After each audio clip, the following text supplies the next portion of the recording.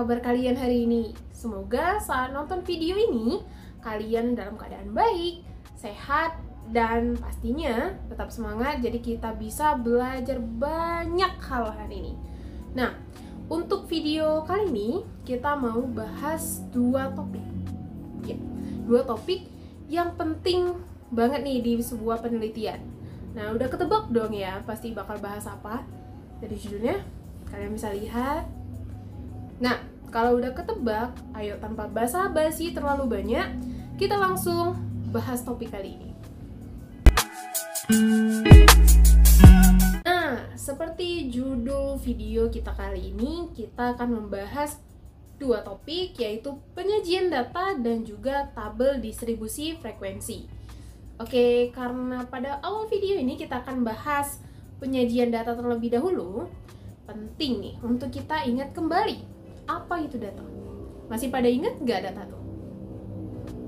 Nah, untuk mengingatkan kembali semua penonton dari video ini, data adalah kumpulan fakta yang dikumpulkan dari subjek penelitian, yang mana nantinya itu digunakan atau diolah dan dianalisis menjadi kesimpulan atau hasil penelitian.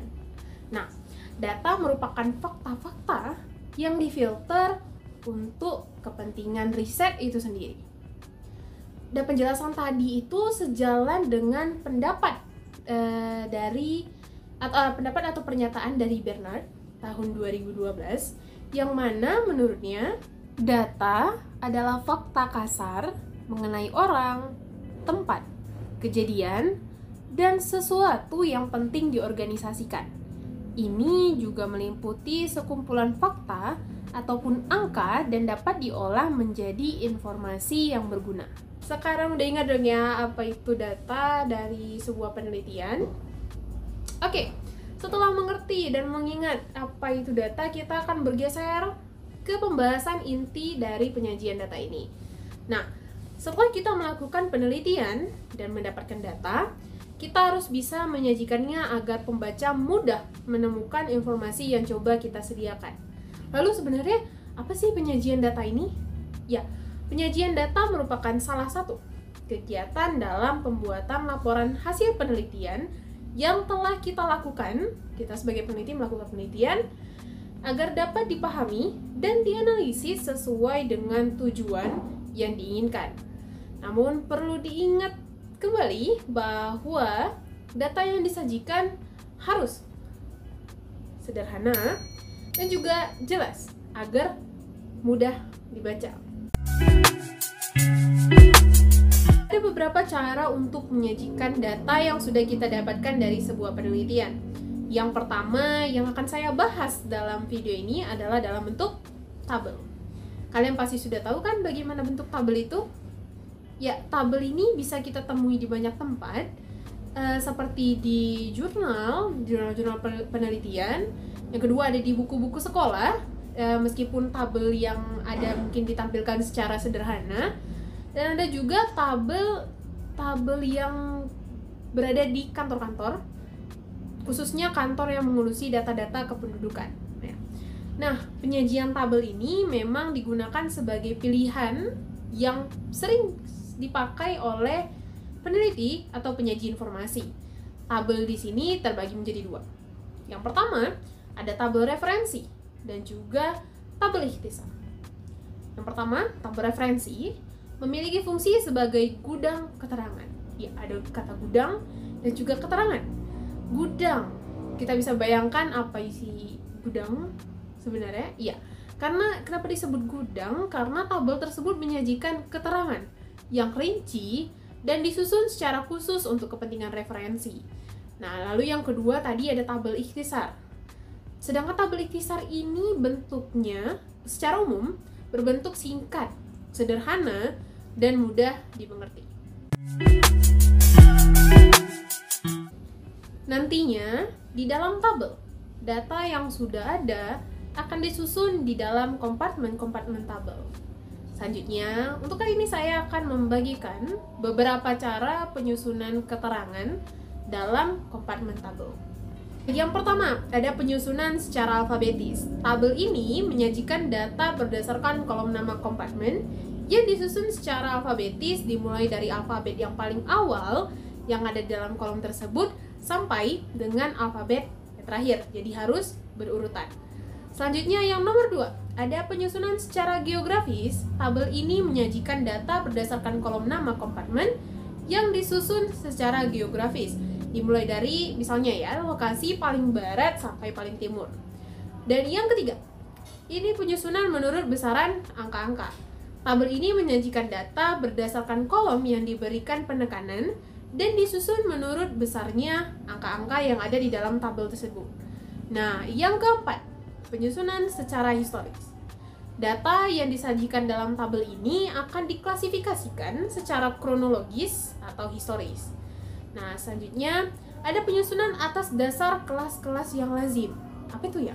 Ya, ini penyajian data dalam tabel di mana penyusunan pos-pos keterangan dalam kompartemen tabel dilakukan berdasarkan kelas-kelas yang umum.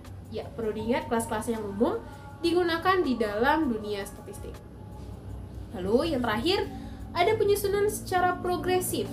Ya, pada tabel ini penyusunan pos-pos keterangan dalam kompartemen tabel harus dan wajib dilakukan sedemikian rupa agar angka akhir dari tiap pos harus merupakan hasil perkembangan angka-angka yang telah ada sebelumnya.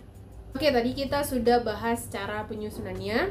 Nah, sepertinya kurang nih ya kalau misalnya kita membicarakan tabel tapi kita tidak membahas strukturnya atau apa-apa saja yang harus ada di dalam sebuah tabel. Sebelum itu, saya akan coba tampilkan dulu sebuah gambar tabel secara utuh untuk contoh seperti gambar berikut. Untuk memudahkan penjelasan tentang tabel, struktur tabel dan juga unsur-unsur yang harus ada di dalam tabel, saya akan membuat videonya seperti ini dulu. Jadi contoh yang ada bisa terlihat jelas. Nah, kita ke yang pertama. Yang pertama adalah nama atau titel dan identifikasi. Nama atau titel ini atau identifikasi dari tabel ini adalah informasi singkat tentang apa sebenarnya tabel ini, data yang termuat dari tabel ini mengenai apa gitu. Jadi biasanya nama atau titel dan identifikasi ini terletak di paling atas dari sebuah tabel. Oke, lanjut ke nomor 2. Di nomor 2 itu ada catatan pendahuluan atau nama lainnya adalah prefatory note dan catatan di bawah tabel atau footnote. Oke, yang ketiga kita punya sumber data. Nah, sumber data ini biasanya diletakkan di bawah tabel, ya seperti bisa lihat di gambar. Dan selanjutnya untuk nomor 4 adalah presentase, jumlah, dan unit, yang mana biasanya ini berisi angka-angka atau data dalam bentuk lainnya. Dan yang terakhir adalah bentuk tabel itu sendiri. Nah, kalian bisa memilih nih bentuk tabel yang sesuai dengan data yang ingin disajikan. Ada 2 yang bisa kalian pilih, tabel vertikal dan juga mendatar seperti yang ada di layar. Oke, dari tadi kita udah bahas mulai dari data, lalu masuk ke penyajian data yang menggunakan tabel, lalu ada cara memasukkan data ke dalam tabel dan juga struktur dan unsur-unsur yang harus ada di dalam sebuah tabel. Nah, untuk penyajian data ini sendiri tidak hanya tabel yang bisa digunakan. Penasaran apalagi yang bisa kita gunakan untuk menyajikan data? Teman-teman saya akan menjelaskan atau membahas lebih banyak lagi tentang topik ini. Jadi ayo lanjut ke mereka. Baiklah, saya akan melanjutkan penjelasan yang berikutnya. Sebelumnya telah dipaparkan tentang penyajian data dalam bentuk tabel. Nah, sekarang kita akan membahas tentang penyajian data dalam bentuk diagram ataupun grafik. Nah, yang pertama sekali kita harus mengetahui apa itu yang dimaksud dengan grafik. Grafik adalah suatu media yang disajikan sebagai alat untuk menyajikan informasi yang lebih dinamis, informatif, serta menarik. Kita juga bisa menyebutkan diagram ataupun grafik itu adalah sebagai suatu alat bantu untuk menggambarkan ataupun memvisualisasikan sekumpulan data agar lebih mudah dipahami oleh pembaca. Dan ada beberapa tujuan daripada pembuatan grafik. Yang pertama itu untuk membandingkan informasi kualitatif dengan cepat dan sederhana. Yang kedua itu untuk menyederhanakan informasi berupa deskriptif. Selanjutnya itu dapat memberikan kemudahan kepada pembaca dalam menyerap informasi yang diberikan, dan dapat juga menjadikan data untuk yang bersifat mengalami perkembangan. Selanjutnya ada beberapa cara membaca informasi dengan menggunakan grafik. Yang pertama itu, bacalah judul dari grafik terlebih dahulu, karena dengan membaca judul akan memberikan ringkasan mengenai apa yang disajikan dalam grafik. Kemudian membaca setiap keterangan yang terdapat dalam grafik, baik itu di atas, di kiri maupun di kanan. Keterangan adalah bagian kunci mengenai informasi yang disampaikan dalam grafik. Keterangan dapat berupa angka, tahun, proses, dan sebagainya. Kemudian membaca grafik dan tabel haruslah berdasarkan dan memiliki tujuan agar informasi yang didapatkan sesuai dengan yang kita inginkan. Selanjutnya ada beberapa jenis-jenis grafik. Yang pertama itu ada grafik batang atau bar chart, ataupun yang sering disebut dengan diagram batang. Nah, diagram batang ini adalah salah satu jenis grafik yang menyajikan data berupa informasi melalui bentuk batang, di mana grafik batang ini juga sering dikenal dengan sebutan histogram atau grafik yang paling mudah untuk dipahami. Kenapa disebut paling mudah dipahami? Karena jenis grafik ini memvisualisasikan data-data menggunakan batang, di mana data yang paling tinggi akan ditampilkan atau digambarkan dengan batang yang lebih tinggi, sedangkan data yang lebih kecil akan ditampilkan dengan batang yang rendah, sehingga semakin tinggi nilai data maka akan semakin tinggi pula gambaran batangnya. Dan sebaliknya, jika semakin rendah data yang ditampilkan maka gambar batang juga akan semakin rendah. Kelebihan dari grafik batang ini yaitu mampu menjelaskan informasi lebih banyak dibandingkan dengan grafik lain. Untuk penjelasan lebih lengkapnya, agar kita lebih paham tentang grafik batang ini, kita dapat melihat gambar berikut, di mana judul gambar ini adalah tentang data hasil panen Sukatani pada tahun 1996 sampai 2000, di mana dari gambar ini kita bisa melihat penyajian data pada diagram batang. Kita harus bisa menyimpulkan apa maksud dari diagram batang ini. Nah, kalau berdasarkan gambar ini kita bisa melihat bahwa panen dengan jumlah terbesar terjadi pada tahun 2000, yaitu sebanyak 50 ton. Nah, kemudian panen dengan jumlah terkecil pada tahun 1998 yaitu sebanyak 30 ton. Dan jika dihitung, selisih jumlah panen yang terbesar dari yang terkecil adalah 20 ton, yaitu jumlah yang terbesar 50 ton tadi dikurang dengan 30 sama dengan 20.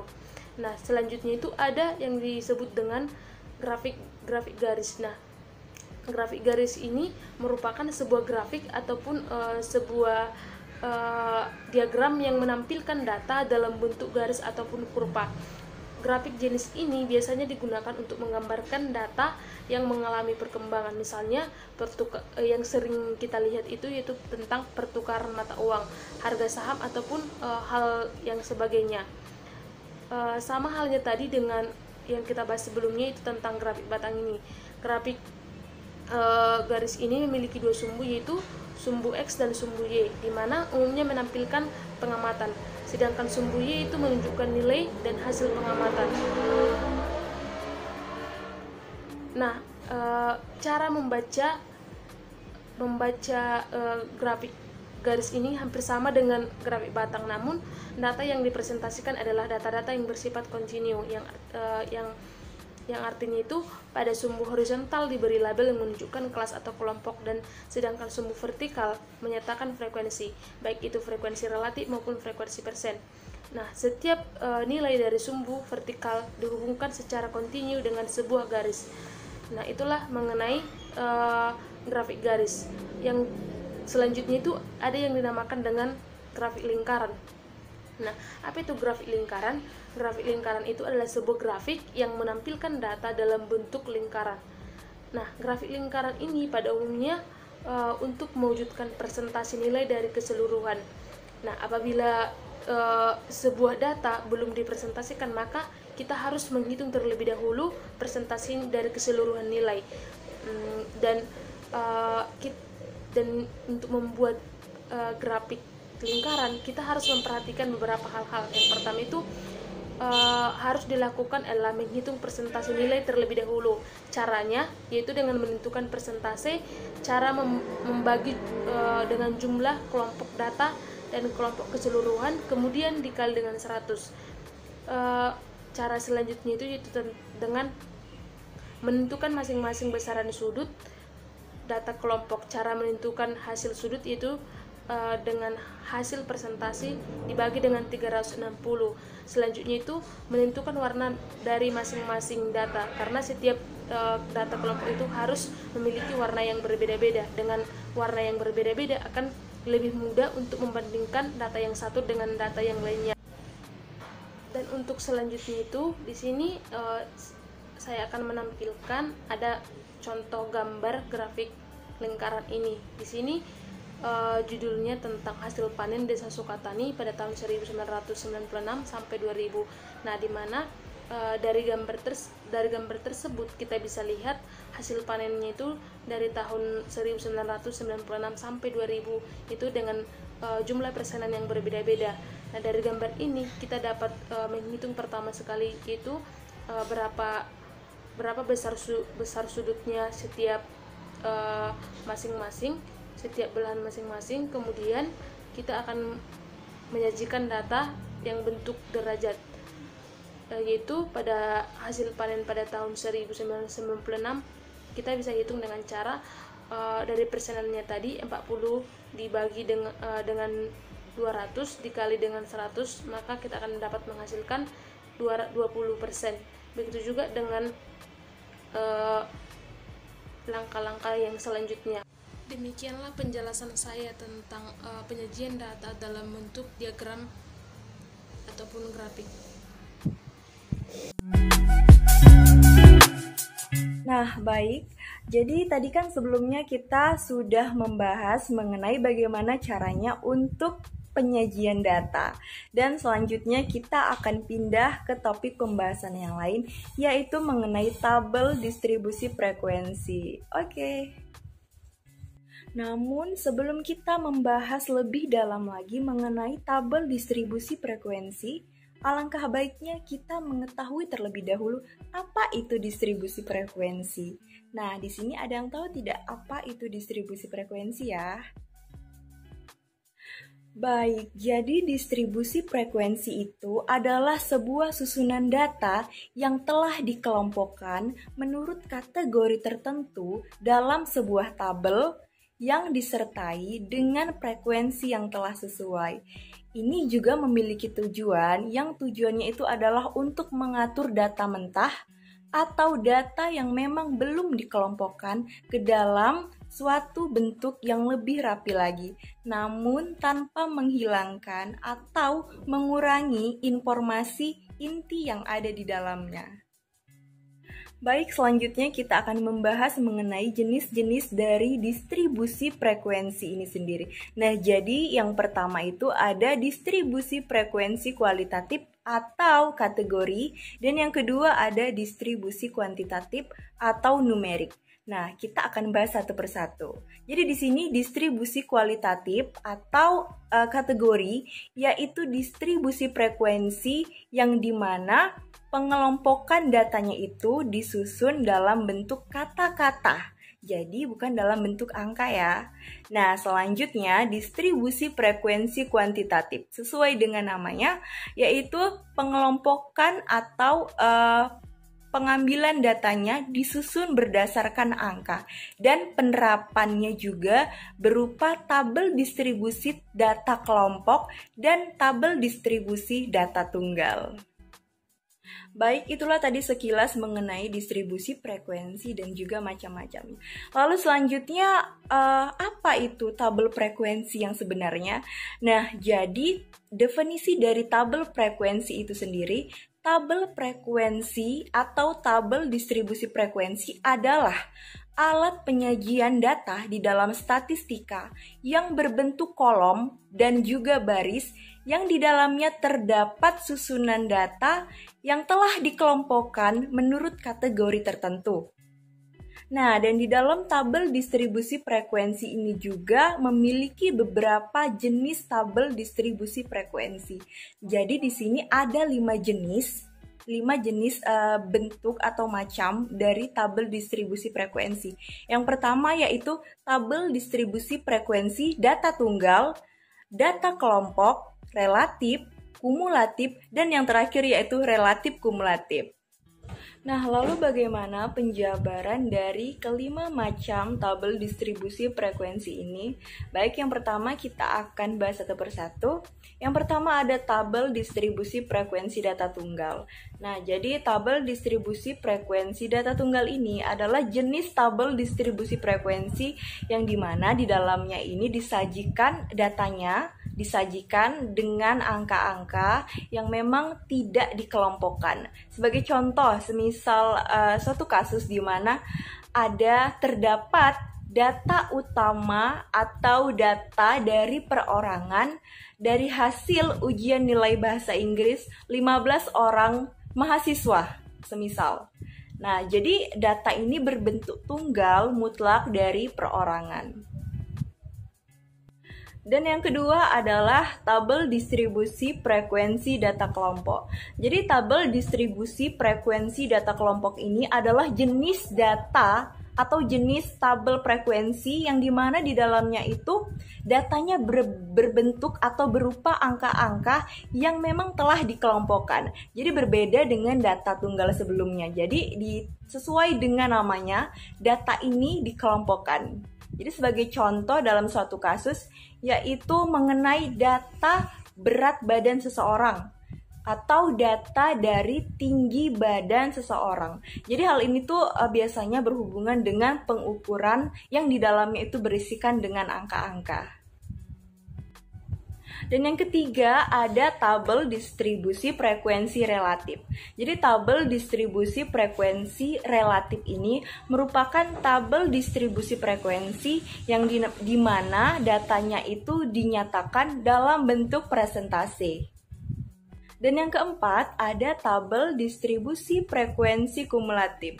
Jadi tabel frekuensi kumulatif ini merupakan tabel di mana dari satu tabel itu menunjukkan frekuensi yang mendapatkan jumlah frekuensi yang terletak di atas atau di bawah di dalam suatu nilai tertentu yang memang dalam satu interval kelas.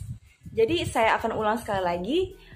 Tabel distribusi frekuensi kumulatif ini merupakan frekuensi kumulatif dari suatu tabel yang dimana frekuensinya itu yang dapat menunjukkan jumlah frekuensi yang terletak di atas atau di bawah suatu nilai tertentu dalam satu interval kelas. Dan tabel ini adalah frekuensi tiap kelasnya disusun berdasarkan frekuensi yang kumulatif. Dan yang terakhir adalah tabel distribusi frekuensi relatif kumulatif. Jadi tabel distribusi frekuensi relatif dan kumulatif ini adalah gabungan dari keduanya, dari kedua tabel sebelumnya, yaitu dari tabel distribusi relatif dan juga tabel distribusi kumulatif, yang dimana nilai dari frekuensi kumulatif ini diubah menjadi frekuensi yang relatif. Nah, jadi ini maksudnya adalah ketika kita sudah mendapatkan nilai dari frekuensi kumulatif yang telah dihasilkan, nah kemudian data ini tuh diubah menjadi frekuensi relatif.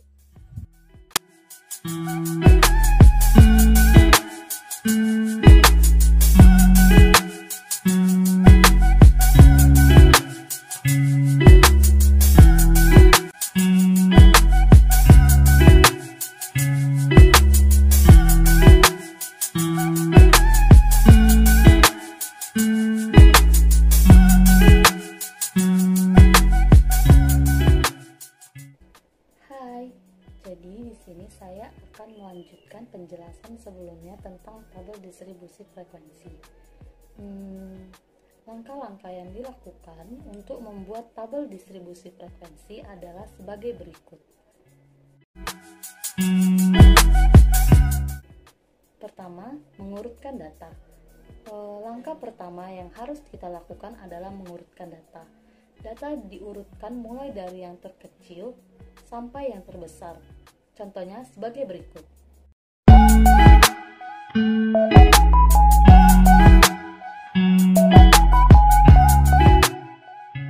Nah, dari contoh tersebut, kita mengurutkan dari data yang terkecil yaitu 41, 42, 47, 49, terus lanjut sampai data yang paling besar yaitu 95. Berikut contoh dari pengurutan data tersebut.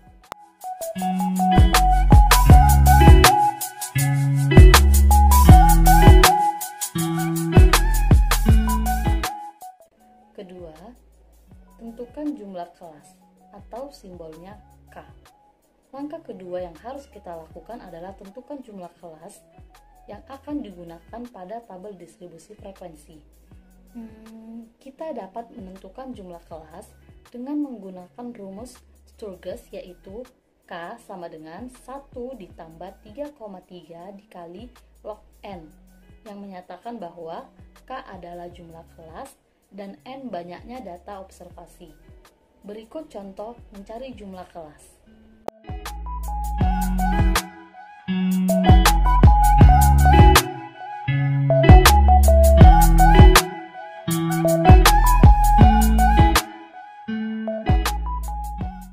Ketiga, menentukan interval kelas atau simbolnya CI.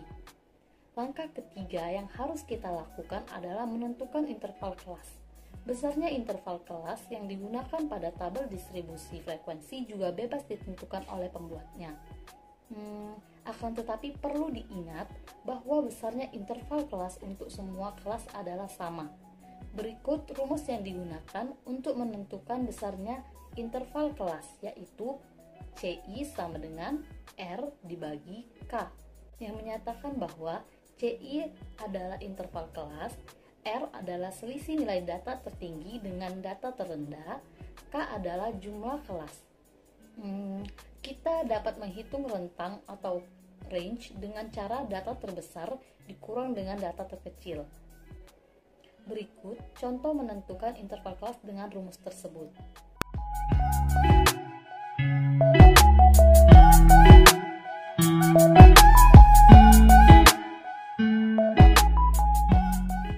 Keempat, menyusun data ke dalam tabel distribusi frekuensi. Langkah yang terakhir yang harus kita lakukan adalah menyusun data ke dalam tabel distribusi frekuensi. Sebelum menyusun data ke dalam tabel distribusi frekuensi, terlebih dahulu ditentukan nilai terendah pada kelas yang pertama. Contohnya sebagai berikut.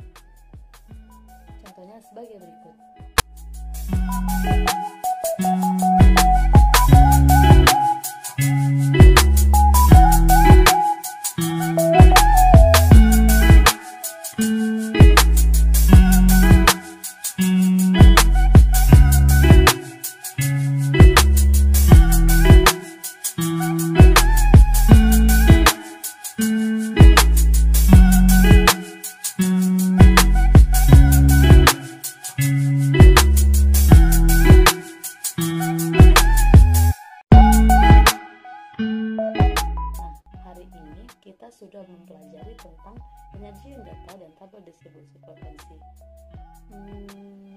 Yuk ingat-ingat kembali materi hari ini. Sudah dijelaskan sebelumnya, penyajian data merupakan salah satu kegiatan dalam pembuatan laporan hasil penelitian yang telah dilakukan agar dapat dipahami dan dianalisis sesuai dengan tujuan yang diinginkan. Penyajian data bertujuan memudahkan pengolahan data dan pembaca memahami data tersebut. Data bisa disajikan dalam bentuk pertama narasi, kedua tabel, ketiga grafik atau diagram. Nah, tadi sudah dijelaskan sebelumnya bentuk penyajian data dalam bentuk tabel, yaitu tabel distribusi frekuensi. Tabel distribusi frekuensi adalah penyusunan data dalam bentuk kelompok mulai dari yang terkecil sampai yang terbesar berdasarkan kelas-kelas interval dan kategori tertentu. Tabel distribusi frekuensi disusun bila jumlah data yang akan disajikan cukup banyak sehingga apabila disajikan dengan menggunakan tabel biasa menjadi tidak efektif dan tidak efisien serta kurang komunikatif. Kalau begitu, sekian video dari kami. Semoga ilmunya bermanfaat ya. Sampai ketemu di video selanjutnya. Bye!